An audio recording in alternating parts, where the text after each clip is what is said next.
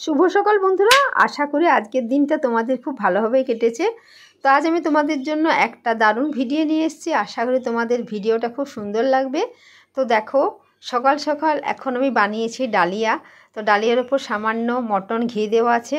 আর ডালিয়াটা যেটা দিয়ে খাবো সেটা হচ্ছে ঝিঙে সিদ্ধ, আলু সেদ্ধ, টমেটো সেদ্ধ, তেল লঙ্কা ভাজা, আর আলু সেদ্ধ, আর পেঁয়াজ, কুচনো পেঁয়াজ আর কাঁচা লঙ্কা দিয়ে খুব সুন্দরভাবে চোখাটাকে মাখবো। এরকম মাখা খেতে খুব দারুণ লাগে। অবশ্যই তোমরা বানিয়ে খাবে, দেখবে খেতে খুব সুন্দর লাগবে। আর তার সাথে দিচ্ছি সামান্য নুন।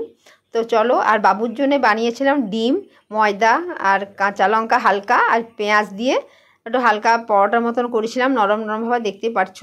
বাবুকে তার সাথে খেতে দিয়ে দিয়েছি। আর ভুলে ওর পাতে একটা লঙ্কা দিয়ে ফেলেছি। আর পাশে আছে মেয়োনিজ আর আছে আচার।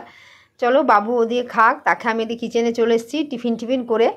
আজকে বানাবো চিকেন। দেখো, চিকেনের লেগ পিসটা দেখো কি সুন্দর, দারুণ দারুণ চিকেনের পিসগুলো দিয়েছিল। তো চিকেনটা প্রথমত ভালোভাবে ধুয়ে নেব। তো আজকে চিকেনটা বানাবো আমি কুকারে তোমরা বানাবে, দেখবে কুকারে চিকেনটা বানালে খুব সুন্দর হয়। ঝোলটার রঙটাও খুব লাল লাল আসে, আর খেতেও কিন্তু ঝোলটার স্বাদটা খুব দারুণ হয়। আমি তো মাঝে মাঝে কুকারেই চিকেন বানাই, আজ আর কষা কষা বানাবো না। তো চলো, চিকেন বানানোর জন্য এখানে আমি কুকার চাপিয়ে দিয়েছি। কুকারের মধ্যে তেলও অলরেডি দিয়েছি। তেলের মধ্যে দেবো সামান্য চিনিটা লাল হয়ে এসছে। এরপরে দেবো কুচনো পেঁয়াজ। চলো, পেঁয়াজগুলো ভাজা শুরু হয়ে গেছে দেখো। আর আজকে ইন্ডাকশানটা বেশ ভোল্টেজটা বাড়িয়েছিলাম, কারণ জলদি রান্না হতে দেরি হয়ে যাচ্ছে। প্রতিদিন জামাই ডিউটি থেকে চলে আসে, তো ভাবলাম তাড়াতাড়ি রান্নাটা করে নিই। ঘড়িতে প্রায় 12:30 বাজে। তো দেখো, পেঁয়াজটা তেলের মধ্যে দিয়ে দিয়েছি। পেঁয়াজটা লাল লাল ভাজা হয়ে এসছে। এরপরে লঙ্কার গুঁড়ো। এই সময় লঙ্কার গুঁড়ো দিলে কালারটা খুব সুন্দর আসে। এরপরে দিলাম বাটা মশলার মধ্যে ছিল জিরে, আদা, রসুন, পেঁয়াজ আর কাঁচা লঙ্কা। শুকনো লঙ্কা ব্যবহার করি, কারণ শুকনো লঙ্কাটা পেটের পক্ষে খুব ক্ষতি করে আর গ্যাসও হয়। ওই জন্য আমরা সবসময় কাঁচা লঙ্কাটা ব্যবহার করি। শুকনো লঙ্কাটা অ্যাভয়েড করি। শুকনো লঙ্কাটা খালি দিই আর যখন আলু ভাতে মাখি না, কোনো চোখা টোকা বানাই, তখন শুকনো লঙ্কা তেল জিরে ভেজে দিই। ওটা খেতে দারুণ লাগে, গন্ধটা খুব সুন্দর আসে। তো দেখো, চিকেনটা আমি কুকারের মধ্যে দিয়ে দিয়েছি। চিকেনটা কুকারে দিয়ে ভালোভাবে নাড়িয়ে নিলাম মশলাটা দিয়ে। এরপর আমি সামান্য ঢাকা দিয়ে দেবো। চিকেনটা কষা হতে হতে আমি ওদিকের কিছু কাজকর্ম ছিল, কাপড় জামা কাচা, এগুলো সব টুকটাক কাজগুলো সব সেরে নিলাম। এসে দেখি চিকেনটার মধ্যে প্রচুর জল বেরিয়েছে। তো আমি চিকেনটা একটু নাড়িয়ে দিচ্ছি।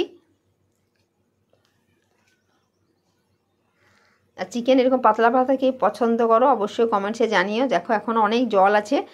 এটা ভালোভাবে জল কষা হবে। সে একদম যখন জলটা একদম মরে যাবে, তখন চিকেনটা একটু হালকা উপরে তেলও বেরোবে, কালারটাও দারুণ আসবে। চলো, চিকেনটা আমি ঢাকা দিয়ে দিলাম।